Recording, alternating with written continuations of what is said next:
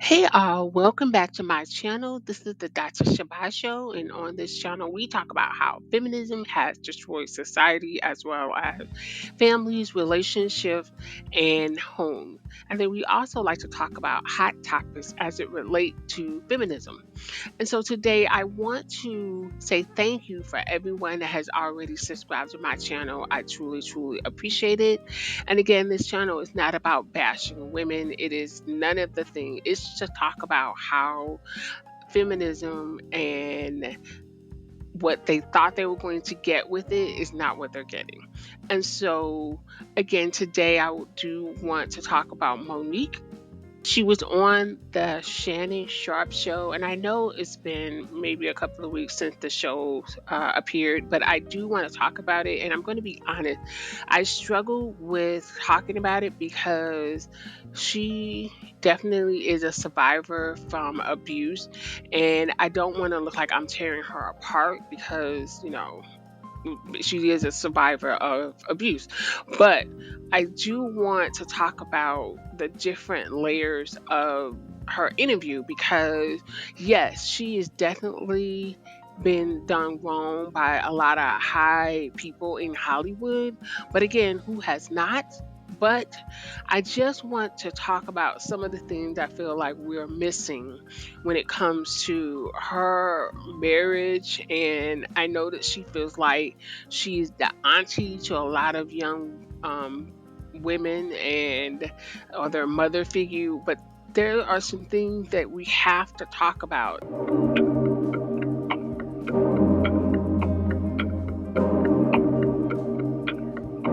So I want to show this video where she talks about how they fell in love, and then we'll come back and talk about it, and then we'll go into where the holes are in this marriage and what she talks about it. So let me play this video for you. Right now, Shannon, is Mrs. Sidney Hicks, that my husband has set me down and had conversations with me and really taught me how to be a lady. Because people in this business know if you put me sideways, baby, you beat that boy over the head with that tray in the cafeteria, right? Mm-hmm. I will cuss your ass out in ways that they wish I beat him with a tray. And he had to say, Mama, they won't hear you. Right. They don't hear you. Once you go there, so he's had to teach me how to really be a queen. Right. Really know my worth, really understand my value. And I'm grateful for that. And I used to say to my husband, I wish I could put you in a bottle and shake you up and let Black women take a sip to know what it's like to truly be loved by a Black man that is a king. When I tell you, Shannon, it's a love that is unexplainable and unimaginable. That's why I can't be broken. And I say that humbly. I can't be broken because I got a king at home. I got a king right there that when all this shit went crazy, that man took me by my hands and said, don't you know we good? And I believed him. And right now to this day, I believe him. And when you have that type of strength, it's hard to bend over. You can't. Right. You said that when you were at your lowest, he lifted you to your highest. You better know your homework, baby. I'm proud of you. We got toast on that one. You better know your damn homework. I said that when I was at my lowest, he loved me like I was at my best. Mm-hmm. And I was mentally ill because you're in this business. Everybody thinks you are the hero. Consideration can be thrown out the window. Patience can be thrown out the window. Because when you get home, you believe that I'm the breadwinner. And what I say is what goes. And this is what it is. And then this is my third marriage, though my first. Because this is the first time I've known my place as a Black man's wife. Mm. And there's a place. And we get so caught up in that word. What you mean your place? What you mean? Without him saying it, his actions showed me that he was the leader of that household.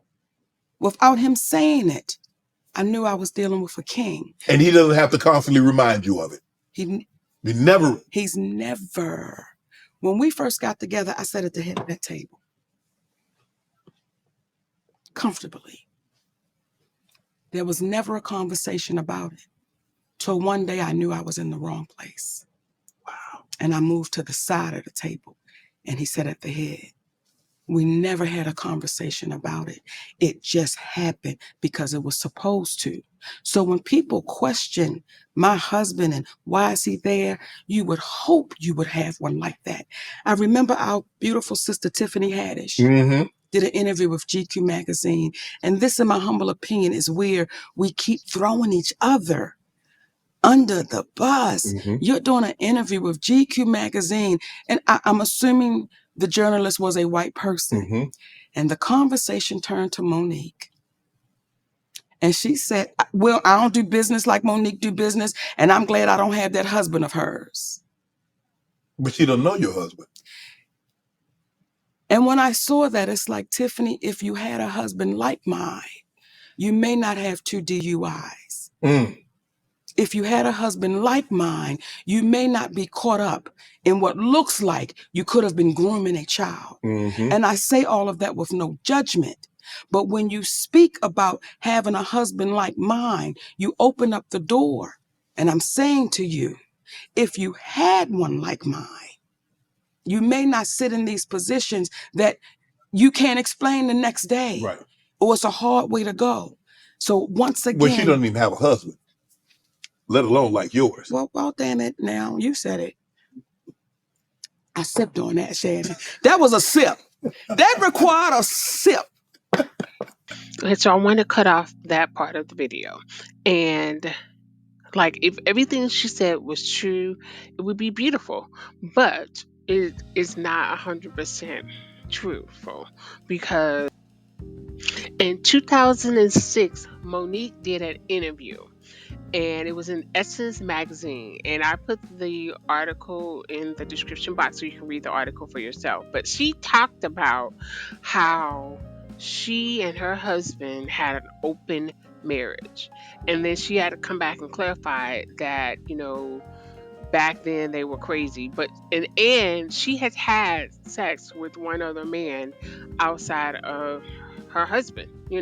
So how can you continue to say that this man has changed you and that you are, his queen and he's your king, but yet you had an open marriage? And we're talking about for years. She just recently said that she outgrew that.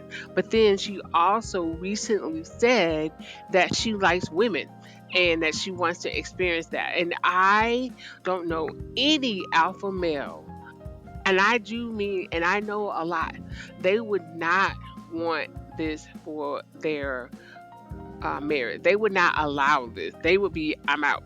So I can't agree with her saying that she's with this wonderful king. He is there for some other reason. And the other side of it is, even in the Bible, it talks about how a man should be a provider and a protector. Yes. So his money comes from her money because she's her manager. And then we have to talk about, why is he her manager? Did he go to school to be a manager?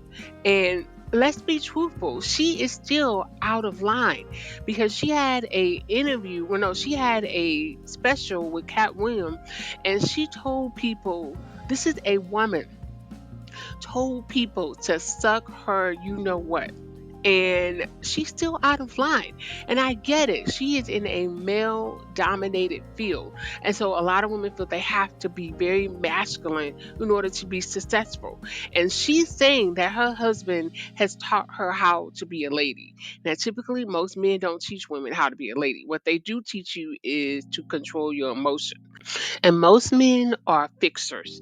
When I say fixer, if you are talking to a man and you go into all these issues you're having, and what they do is they come up with solutions. They don't want to hear all the emotional stuff that comes with it. They want to hear, okay, this is the problem, and they're going to give you multiple solutions for them. That's my experience.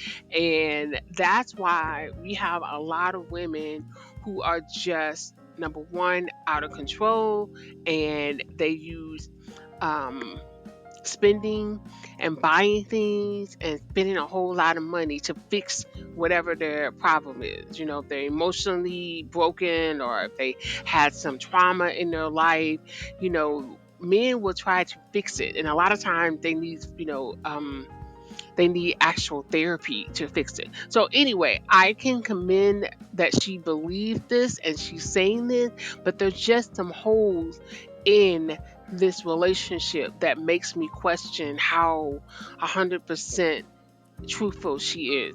And then I want to go into about her son. This part really broke my heart because, we have so many children out here, men and women, who have suffered trauma from their childhood, and it's still going on. And so that's why when you have a baby or you are a parent, this is the most important job on the face of this earth. I truly, truly believe that. And that's one of the reasons why I am not, I'm not a mother, because I got married, but I never had children. And I wanted to be married with a healthy, loving relationship, which I did not find, in my early 20s or my early 30s. So that's why I want to talk about her son and their relationship and the video that he made. It's just going to help me kind of stay together. But to address the Club Shay Shay interview that she did, where she states that she prays to the universe in regards to reconciling our relationship, as I stated, is odd. My mother and I both know that that is a very false narrative, and I would like to free her of having to continue telling that lie. Faith without work is dead, and neither one of us cares to put forth any effort to reconcile with the other. We are separate, as she put it, because she doesn't care to be my mother any more than I care to be her son. Neither one of us has had the desire to reach out to the other in a very long time, and I don't think that either of us anticipates that feeling ever returning. Speaking with my mother directly, in my experience, will either lead to some odd newfound moment of clarity in regards to how she was as my mother, or she retreats back to daddy to move forward with a conversation. And I'm tired of hearing my mother's truths. Newsflash, I'm not sure if people know, but standing in your truth doesn't make you noble. I'm not sure if people are aware of that. But responding this way, I feel as though it allows me to say my piece uninterrupted. To those wondering, well, why say something now? Call it a form of therapy for me, I suppose. But when her daddy had intentionally stated that they have 3 sons, but his wife is on the internet talking about the 4th son in a video that has millions of views, that rubbed me the wrong way. But anyway, to inform a child that you are not interested in being a mother at a time when that kid is the only kid, that has the potential to lead a child to believe that you are not interested in them specifically. But to take it a step further, you also admit, my mother had also admitted to me that she didn't do the best job that she could do, which would also make one begin to question, all of your past decisions and prior emotional interactions. But to be completely honest and fair, those were things that I was willing to get over. Nobody's perfect. We're all human. But my mother showed a clear lack of humility, compassion, and consideration when taking any level of accountability for those things. My mother does a fantastic job of acknowledging a lot of things, but she doesn't take accountability very well. And anything that she may take true accountability for, it's only at her convenience, in my experience. But if I had to guess, though, her interest in being a mother probably started around the time that she married her daddy and had his children. But that interest, obviously seemed one-sided, and as it should have been. By that time, I'm in my late teens, so to some degree, the excuse me, the neglect becomes easier to hide or validate, I guess you could say. There are now 2 baby boys in the house, that require attention. But still, during that time, however, I still watched her enjoy the love and admiration of total strangers more than my own. To this very day, my mother has never expressed to me when, if ever, she became interested in me as her son. That did lead me down a path of questioning my self worth and struggling to understand the value of a mother in a child's life. In the interview, she also states that she gave me an apology, but an apology to a son from a mother that consciously showed no interest in him holds no weight.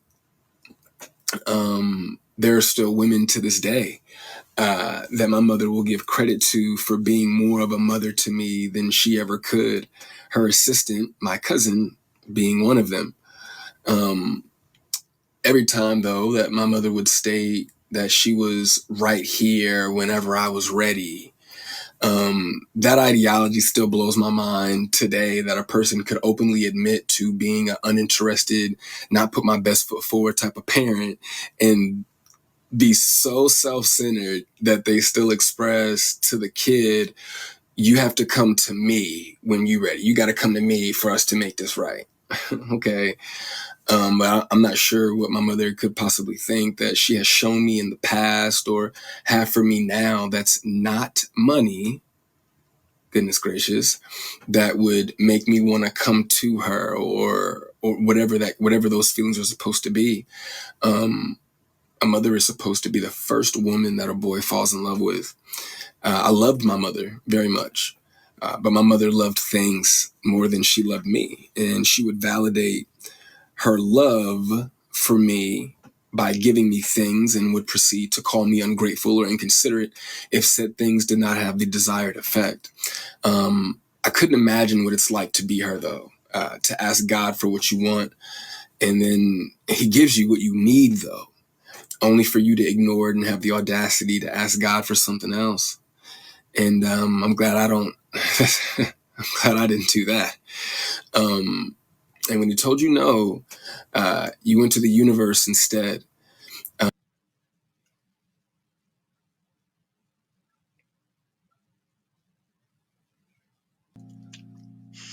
So I wanted to cut the video off there, and it goes on for another 4 minutes, but I just wanted to talk about, her son, because she is making sure that she holds everybody else accountable.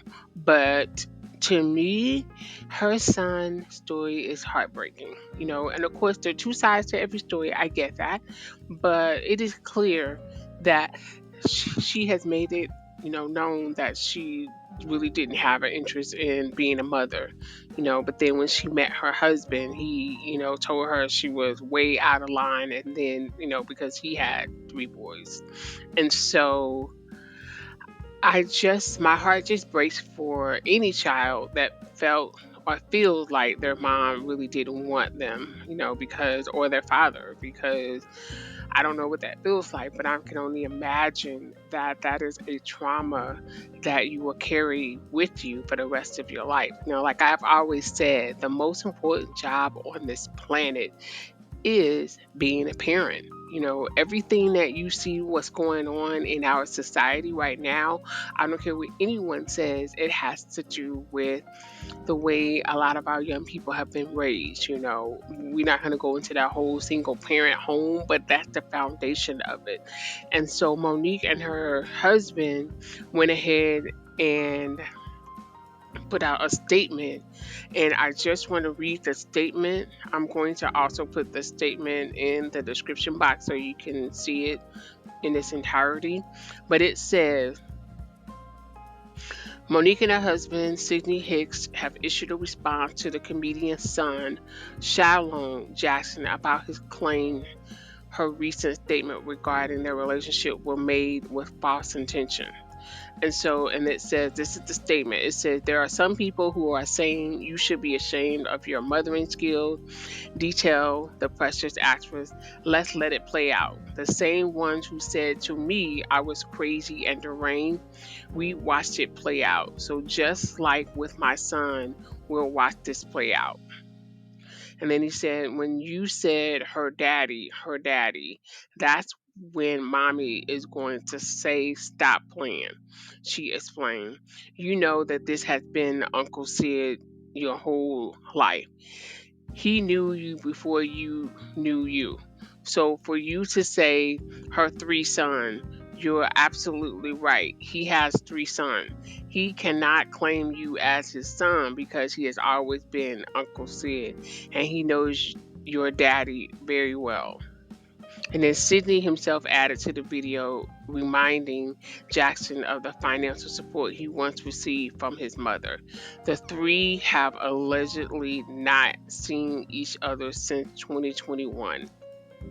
And so, like I said, the statement is in the description bar, but they go on to talk about how much money they've given him and helped him with a car and all this other stuff. But did you hear him say that the financial part is not what he had an issue with? He had an issue with the emotional support. You know, one of the things that I know is children, they would much rather have their parents, than the material thing. You know, I can remember when my mom and my dad got divorced, my mom made a point to make sure that she took a job as a teacher that would allow her to be home when we got home. And I mean, there was never a time where I got home and my mom wasn't there. Because, most children get out like, before 5 o'clock. And so my mom was always there to either pick us up from the bus stop or to be at home when we were there. And the first thing we did was do our homework and then she would get dinner started. And I know everybody doesn't have that, but children remember how they felt as a child. Like, I can't remember birthdays, I can't remember elaborate birthdays. I remember feeling safe and loved and feeling like my mom thinks I'm the greatest person on the face of this earth. That's what I remember feeling as a child. So I think they still are not getting it because and to release a statement and to talk about all the financial things that she's done for you, which is great and wonderful, and we wish everybody could do that. But that's not what he has an issue with. He has an issue with the words that she said and the trauma that she has caused him. As a child that has carried on into adulthood. So that is my video. I just wanted to peel back some of the layers and say, yes, Monique is a victim as well. But she survived it, but she still has some more growing and healing and searching to do. So again, please leave a comment. Until next time, this is Dr. Shabai. Um, thank you so much. Bye.